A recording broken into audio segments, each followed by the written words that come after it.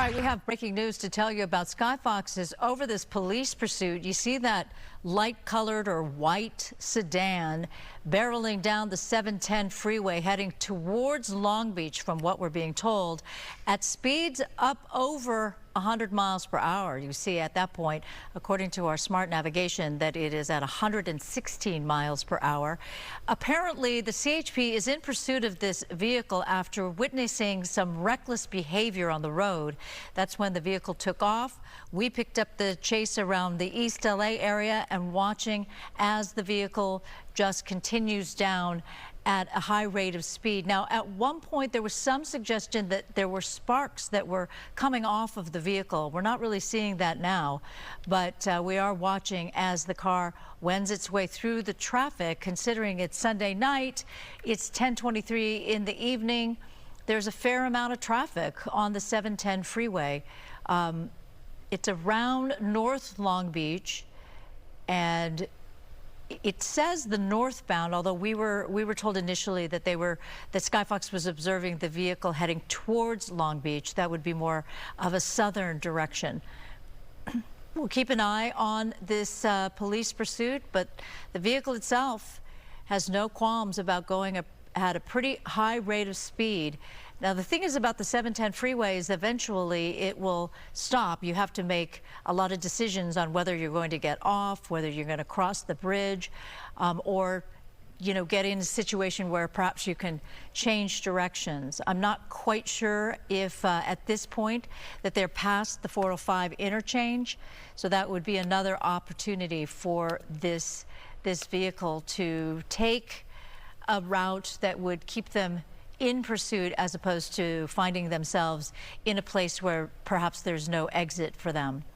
So we're watching as this vehicle, again, reckless behavior was the original want, but as we watch the vehicle, the driver seems to be navigating fairly well if you avoid the fact that it's going at such a high rate of speed. But it's got to get past all of these other vehicles and the traffic on a Sunday night, and it seems to be handling the drive fairly well. Again, reckless driving witnessed by CHP. Now, sometimes that means something else, that perhaps that's what they call the original want, but there could have been something else that perhaps they don't want to talk about. Is it possible that this driver flashed a weapon? Is it possible that there was some kind of interaction between this driver and somebody else, and that was the reckless driving behavior? So we watch the CHP. The CHP is coming up right behind the driver. Shirley is well aware that he or she is being followed by the CHP, and of course we know that SkyFOX is overhead.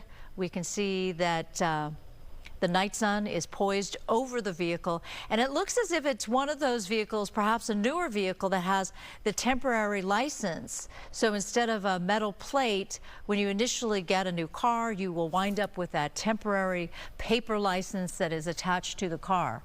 Okay, now it seems as if the vehicle has now taken some kind of interchange. So now it is on the 105 going westbound, approaching the Compton area. I'm trying to get my maps up so I can be a little bit more specific about what we're looking at.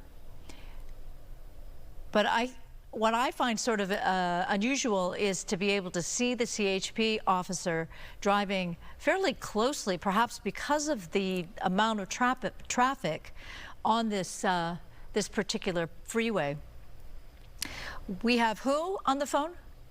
Okay, we've got Dennis Zine on the phone, who is, of course, a former police officer and also former government official, city official. So let's talk to Dennis. Dennis, oh, we did see like a little spark there coming from the vehicle. Dennis, what are you seeing?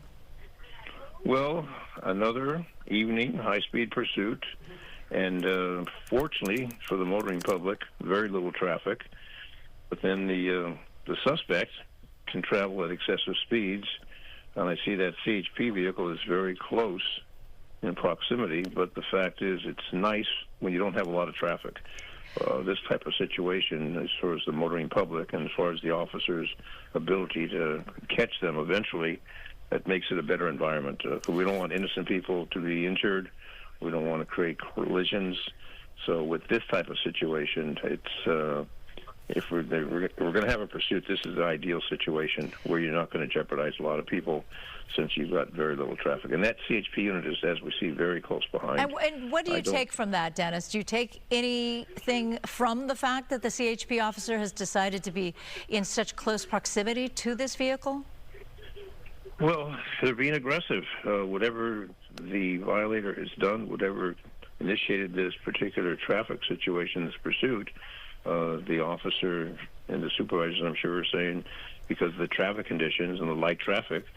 Whenever you're dealing with surface streets, you do have to worry about things that could come in between the vehicle and the CHP officers. There could be people out. I realize it's Sunday night at 10:30, so chances are fewer people are out and about at this hour, but it definitely does up the danger level. And we're now watching as this vehicle has encountered some traffic and therefore has to take some maneuvers that would not be considered safe by any measure, going into the opposing lane of traffic, for example. Now we are watching as this vehicle goes up past 70, 75 miles per hour. Looks as if perhaps getting back on the freeway. Nope, still on some kind of a surface street. But you're right, Dennis, there is less traffic. I always get a little nervous, though, when I see any traffic. Well, that car was kind of, going around vehicles at a high rate of speed on the freeway. Now it seems to have a wide berth here, but well, it creates much more danger for the motoring public, because you've got traffic intersections, you've got pedestrians, you've got cross streets. Compared to the freeway, you're in one direction, and you can contain that, but you don't have the other hazards. So you increase the hazards into the general public. Created greatly so. That's the problem. Yeah, sorry to interrupt, Dennis, but we just watched as it came across some stopped traffic, and so in order to get around it, it went into the opposing lane of traffic and then went through a red light. So you're absolutely correct. If there wasn't such light traffic and there was cross traffic, then we would, of course, be worried that that car, the pursued car, could come in contact with somebody innocent just trying to get home or trying to get back from the grocery store or what have you. Exactly, and they have their windows rolled up. It's a chilly night, so they're not going to hear the siren. They're not going to see the red lights, especially on the cross intersection. It just increases the hazard to the general public, much greater on the surface street versus the freeway. As we see the traffic 78 miles an hour on a commercial area, we've got cross traffic. Extremely dangerous, extremely hazardous. Yeah, it's unnerving to see this vehicle and the driver, the way the driver is maneuvering this car. Meantime, we haven't seen the CHP officer going through another red light, but presumably CHP officer not very far behind. At this stage, is it time for perhaps the supervisor to suggest or order the CHP driver officer to pull back a little bit in order to keep the pursued driver not so spooked by the pursuing officer? Well, they're monitoring this, and the watch commander at the particular division is going to be involved also. They'll be watching Fox 11 to monitor it, and they'll be communicating. But the bottom line is they want to apprehend, but they do not want to injure an innocent person. So it's a delicate balance between apprehending this individual. But again, as long as you have an air unit overhead, that's the ideal situation, and the air unit will stay overhead, continue. Oftentimes the media will communicate with CHP back and forth. So it's a cooperative effort. The bottom line is get this person in custody as quickly as possible and bring some peace and tranquility to that area and eliminate the hazard, because wrong side of roadway, in and out of traffic, excessive speeds, all the factors that contribute. And I've investigated many fatal collisions, and these type of situations can lead to a situation when innocent people are killed because of the excessive speed and the hazardous driving, because the people that were fleeing have absolutely no concern or care for public safety. Absolutely. So the officers want to protect, the bottom line is protect the public, and if it means backing off, but as long as we have an air unit, we have a drone overhead, that is fine, because they will finally come to a stop, whether they run out of gas or collide or whatever the case may be, and then they swoop in and take them into custody, and then it goes through the criminal justice system. But the bottom line is to bring it to an end as quickly as possible, again, to protect people's lives, innocent people, pedestrians, bicycles, Absolutely, There's a lot of people but Dennis, on the same token, okay, it looks as if the car might be slowing. Perhaps it was trying to navigate and get to a neighborhood. Is that somebody that's running from?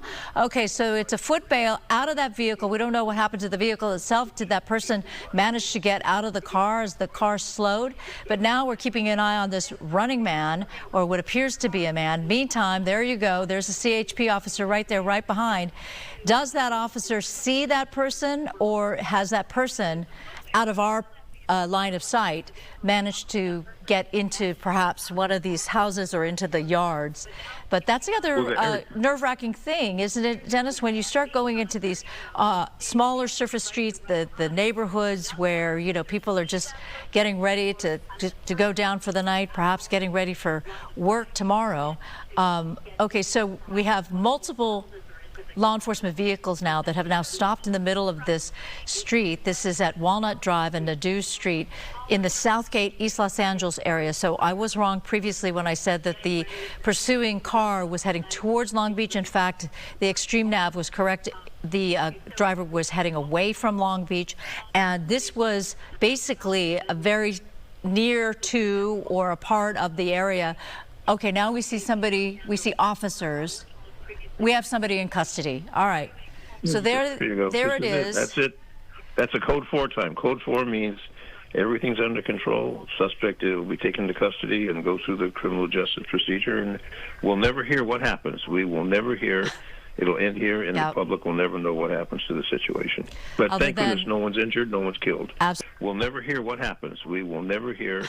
It'll end here, and the public will never know what happens to the situation. But thank goodness no one's injured, no one's killed. Absolutely. And no so what we do know is we saw some reckless behavior by the pursued driver, but once they foot bailed out of that vehicle, we didn't witness anything that suggested that there was any interaction, any crashing, any, you know, even swiping of another vehicle that would leave a vehicle damaged, or thank goodness no people were brought into contact with this driver. But yep, we have a driver in custody now. It would be nice if we could see a little bit of where that vehicle is, what happened to it. Was somebody else in the vehicle and they were able to get the guy out? There's the vehicle there. I think that vehicle continued when he alighted from the vehicle. I think he left the vehicle and let it roll. What I saw was continuing to roll. It was continuing to roll, and then it will obviously stop eventually and maybe crash into a parked car, which wouldn't be a surprise. Yeah. Well, but meantime, it should be there someplace. If he was able to get out of a rolling car, that takes a lot of talent. It stopped in the middle of the street. Yeah, there's the car. It stopped in the middle of the street. All right, Dennis Lyon, thank you so much for your opinion and your views on what just happened here. I appreciate you very much. Good evening to you.